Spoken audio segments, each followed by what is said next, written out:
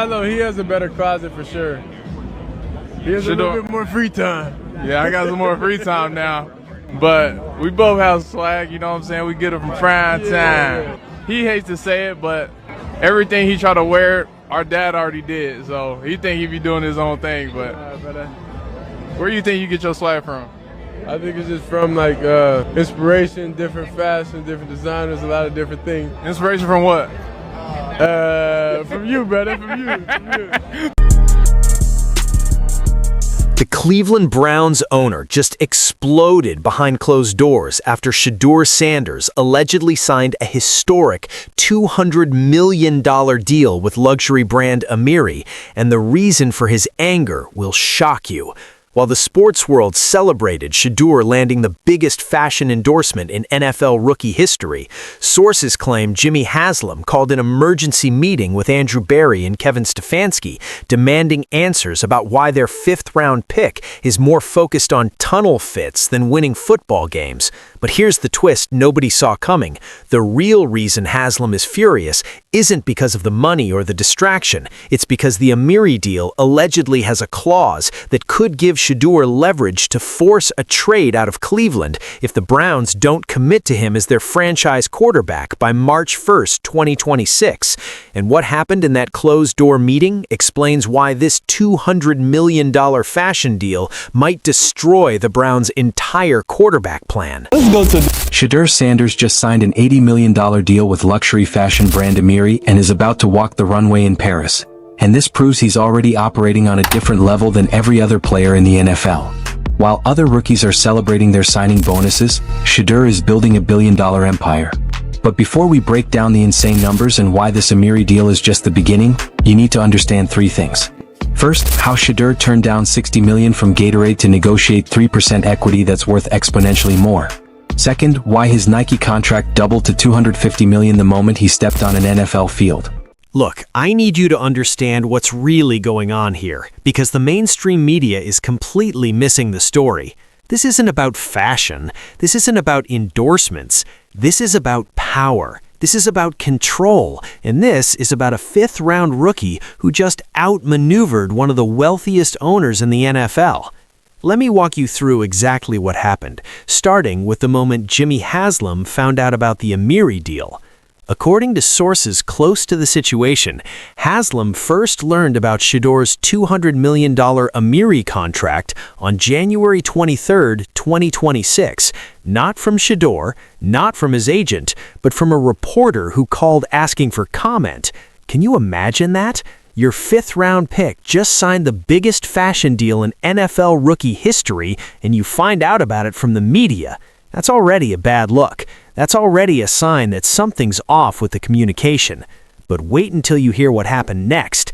Haslam immediately called Andrew Berry, got him on the phone within minutes, and according to insiders who heard the conversation, Haslam's first words were, "Did you know about this?" Berry allegedly said no, he had no idea. Nobody in the Browns organization had been informed that Shedeur was even in negotiations with Amiri, let alone signing a $200 million deal. That's when Haslam lost it. Sources say he slammed his hand on his desk and said, "Get Kevin, get everyone, conference room, now." Within an hour, there was an emergency meeting at the Browns facility. Haslam, Berry, Stefanski, legal team, PR team, everyone scrambling to figure out what the hell just happened. And that's when they learned about the clause. The Amiri contract allegedly includes a performance clause that nobody saw coming. Not a performance clause based on Shedeur's play, a performance clause based on the Browns' commitment to him. Here's how it allegedly works. If the Cleveland Browns do not publicly declare Shedeur Sanders as their franchise quarterback and long-term starter by March 1st, 2026, Shedeur's Amiri deal includes an opt-out provision that allows him to terminate certain exclusive marketing rights. But more importantly, it allegedly includes language that Amiri will support Shedeur in requesting a trade. Let me say that again so it sinks in. The Amiri contract allegedly gives Shedeur leverage to force his way out of Cleveland if the Browns don't commit to him by a specific deadline. Now, you might be thinking, wait, Can a fashion brand really put that in a contract? And the answer is, they can put whatever they want in their contract. It doesn't directly affect his NFL contract with the Browns. But what it does do is create financial and marketing pressure that makes staying in Cleveland extremely complicated if the relationship sours. Shedeur's business genius goes way deeper than this Amiri deal, and the Gatorade contract he negotiated might be the smartest move any athlete has made in the last decade. Before the Amiri deal even happened, Gatorade offered Shedeur $60 million over 3 years. For most athletes, that's an instant yes. That's generational wealth. That's set for life money.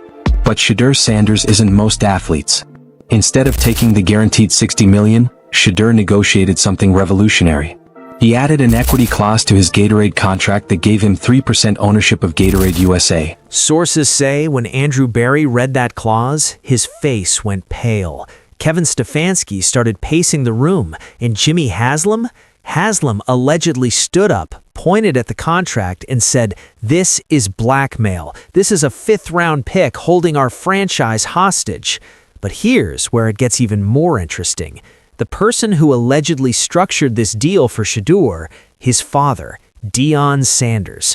According to insiders, Deion was intimately involved in negotiating the Amiri contract, and Deion, being the businessman and strategist he is, reportedly insisted on including language that protects Shedeur from being stuck in a bad situation. Think about it from Deion's perspective. He watched Baker Mayfield get destroyed in Cleveland. He watched Deshaun Watson's career implode there. He watched the Browns go through coach after coach, GM after GM, quarterback after quarterback. He's not about to let his son get stuck in that cycle without an escape route. So he allegedly worked with Amiri, who loves the narrative of supporting their athletes' autonomy and creative freedom, to structure a deal that gives Shedeur options. Amiri gets their face of the brand, Shedeur gets financial security and leverage, Deion gets peace of mind knowing his son can't be trapped. Everyone wins except Jimmy Haslam. And Haslam is furious. Sources say during that emergency meeting, Haslam went on a 15-minute rant about entitled rookies, lack of loyalty, and outside influences poisoning the locker room.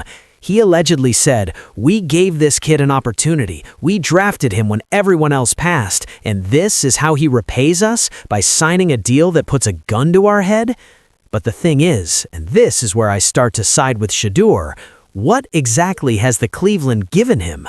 Let's be real. They drafted him in the 5th round. 143 picks went before him. They started him as the 3rd-string quarterback behind Joe Flacco and Dillon Gabriel. He only got his chance because of injuries and trades. And even when he played well, even when he threw for 364 yards and 4 touchdowns against Tennessee, the organization still wouldn't commit to him. NFL insiders have been saying for weeks that Cleveland is exploring every possible quarterback scenario in the draft, free agency, and potentially via trade. They're reportedly interested in Alabama's Ty Simpson, Ole Miss's Trinita Chambliss, and maybe even a veteran like Malik Willis. So Shedeur is supposed to just sit there and wait while the Browns shop for his replacement? He's supposed to be grateful that they might give him a chance to compete for a starting job he already earned? Hell no. And that's exactly what Deion allegedly told him. According to sources, Deion's advice to Shedeur was simple: protect yourself, get your money, and don't let them control your destiny. The Amiri deal does all three. And the haters are starting to realize they underestimated him in every possible way. Let's break down how Shedeur just shocked the fashion world and why his business moves are rewriting the playbook for modern athletes. Shedeur and his brother Shiloh just signed an $80 million deal with Amiri, one of the most prestigious luxury fashion brands in the world. $80 million. And this isn't some standard endorsement where they post pictures on Instagram wearing the clothes. No, both brothers are walking the runway at Paris Fashion Week. Think about how insane that is. Shedeur Sanders went from setting Browns rookie records to walking high fashion runways in Europe. Now, let's talk about what happened after that emergency meeting, because this is where the story gets really wild. Jimmy Haslam allegedly wanted to go public immediately. He wanted to hold a press conference. He wanted to call out Shedeur for unprofessional behavior and putting his brand ahead of the team. He was ready to start a war. But Andrew Barry and the PR team talked him down. They explained that going public would make the Browns look worse. It would make them look like they're threatened by a rookie success. It would validate the narrative that Cleveland is a dysfunctional organization that can't handle strong personalities. So they agreed on a different strategy: controlled messaging. Haslam would say nothing publicly about the Amiri deal. Instead, they'd leak to friendly reporters that the Browns are evaluating all quarterback options for 2026 and that no decisions have been made about the long-term starter. That's the corporate speak version of, "We're not committing to Shedeur, and we don't care if his fashion deal says we should." But here's what Haslam allegedly said in private that never made it to the press. According to sources who were in the room, Haslam told his staff, "I don't care how many touchdowns he throws. I don't care how many games he wins. No fifth-round rookie is going to tell me how to run my franchise. If he wants out, we'll trade him, but we're doing it on our terms, not his." That's a direct quote from insiders. Jimmy Haslam is apparently willing to trade Shedeur Sanders just to prove a point about control. Now, let's talk about how Deion responded to all of this, because his reaction tells you everything about the power dynamics at play. When reporters asked Deion about the Amiri deal and the alleged tension with the Browns, he allegedly smiled and said, "My son is a businessman. He's building a brand. He's securing his future. If Cleveland has a problem with success, that says more about them than it does about Shedeur." That's a shot. That's Deion basically saying, your organization is so insecure that you're threatened by a 22-year-old making smart business decisions. And you know what? He's right. Think about this logically. Why would Jimmy Haslam be angry about Shedeur signing a $200 million endorsement deal? The money doesn't come from the Browns. The deal doesn't affect Shedeur's availability for practices or games. It doesn't violate any NFL rules or team policies. The only reason to be angry is if you feel threatened, if you feel like you're losing control, if you feel like a rookie has more power than you're comfortable with. And that's what this is really about. Jimmy Haslam is used to owning a franchise where he makes all the decisions, where players do what they're told, where rookies are grateful just to be in the building. But Shedeur Sanders didn't come into the NFL like that. He came in with a famous father who understands the business. He came in with leverage from his college success at Colorado. He came in with marketability that goes beyond just football. And he came in with Amiri willing to bet $200 million on his cultural impact. That's not disrespect. That's not arrogance. That's just reality. Shedeur Sanders has options that most fifth-round picks don't have, and he's using them. Sources say Kevin Stefanski has been trying to play mediator in all of this. He allegedly told Haslam, "Let's just focus on football. If Shedeur wins games, none of this matters. If he doesn't, we move on. But let's not make this a bigger issue than it needs to be." But Haslam apparently isn't listening. He's dug in. He's made this personal. And according to insiders, he's already had preliminary conversations about trading Shedeur if the right offer comes along. Understand. All these off-field deals don't distract from football. They enhance it. They prove Shedeur has elite time management, discipline, and work ethic. They show he can handle multiple responsibilities at the highest level. They demonstrate the same leadership and decision-making skills that make great quarterbacks. If Shedeur can negotiate multi-million-dollar contracts, manage multiple business ventures, and maintain relationships with major brands while setting rookie records in the NFL... Teams that are allegedly interested? The Las Vegas Raiders. They love a media circus. The New York Giants. They need a young QB. And ironically, the Denver Broncos. Sean Payton has been asking about Shedeur since before the draft. Now, here's the part that should terrify Browns fans. If Haslam trades Shedeur out of spite, if he gives up on a talented young quarterback just because he's mad about a fashion deal, and Shedeur goes somewhere else and becomes a star, that will go down as one of the worst decisions in franchise history. And Cleveland already has plenty of those. But let's flip this around and look at it from Shedeur's perspective, because I think he's playing this absolutely perfectly. By signing the Amiri deal with that March 1st clause, Shedeur has forced the Browns' hand. They have to make a decision. Are they committed to him or not? Are they willing to build around him, or are they going to keep shopping for replacements? If they commit to him by March 1st, great. He stays in Cleveland, he develops, he gets his chance to prove himself with full organizational support. The Amiri deal becomes a non-issue and everybody moves forward. If they don't commit to him by March 1st, he's got options. Amiri will support his request for a trade. Other teams will be lining up to acquire him, and he'll go somewhere that actually wants him as their franchise quarterback. Either way, Shedeur wins. He's got $200 million guaranteed from Amiri, regardless of what happens with football. He's got leverage to force the Browns to make a decision, and he's got his father in his corner making sure nobody takes advantage of him. That's not entitlement. That's not arrogance. That's just smart business. And if Jimmy Haslam can't handle it, maybe that says more about him than it does about Shedeur. Here's what I think is going to happen, and I want your thoughts on this in the comments.